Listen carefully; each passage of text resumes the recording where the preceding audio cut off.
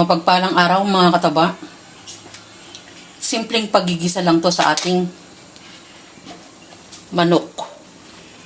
Pinapakuluan ko muna yung manok kasi kukuha ko dyan ng ating sabaw.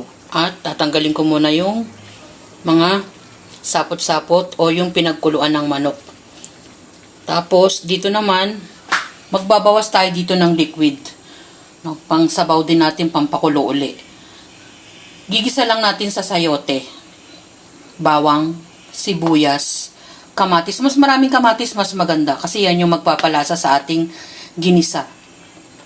Siling green. At may nakaredy akong lalagyan ng ating chicken stock. Ayan, pabayaan muna natin itong kumulo. Ayan, balikan natin. Lagay na natin yung ating bawang, sibuyas.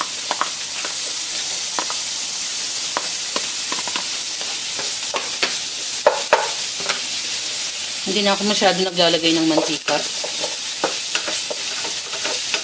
At yung chicken stock, eto na. Ayan.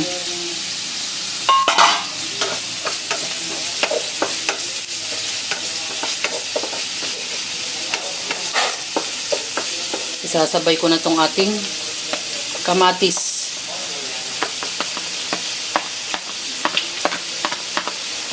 Sayang ang kanya.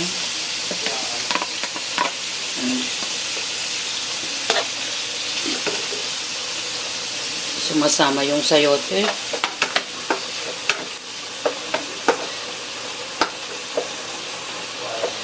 Pabayaan natin lumambot yung ating kamatis bago natin durugin at ihalo yung ating nagpapahingang manok. Dinudurog ko na yung ating kamatis para mas lumasa at ihalo na natin tong ating manok. Meron pang lumalabas na mantika.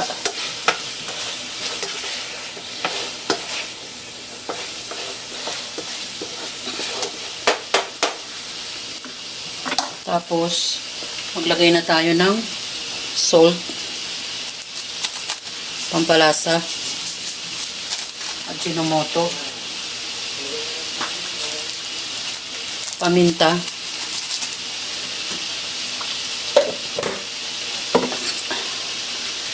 at ilalagay ko na tong ating siling green,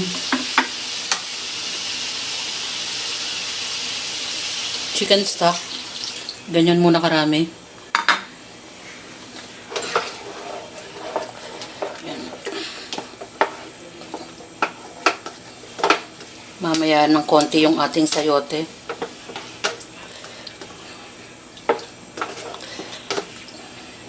Para lumasa yung kamatis.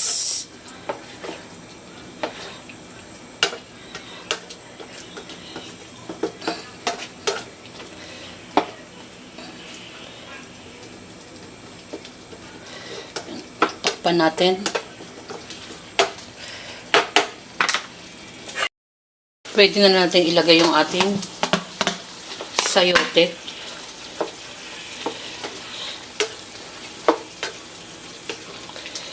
Tinikman ko to kanina, malasa na siya kahit hindi ko pa nailalagay yung ating sayote.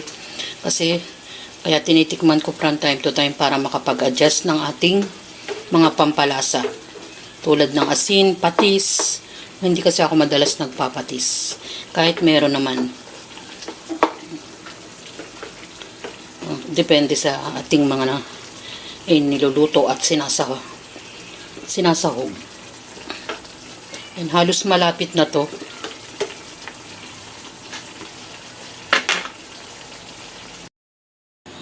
Pag sinabing gisa, ang kamatis ang nagpapalasa dyan, mga kataba, at ang chicken stock. Yan, simpleng gisa-gisa na naman. Ang ating gulay ay sayote. At, syempre, merong pampalasa din ang ating siling green.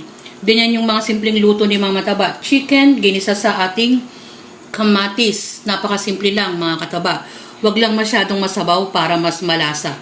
Kasama na yung mga ibang ingredients at, sabi ko nga, napakasimple lang ng pagigisa. At masarap ang ating ganyang simpleng luto. Enjoy, kumain, at maging masaya. Salamat sa panunood at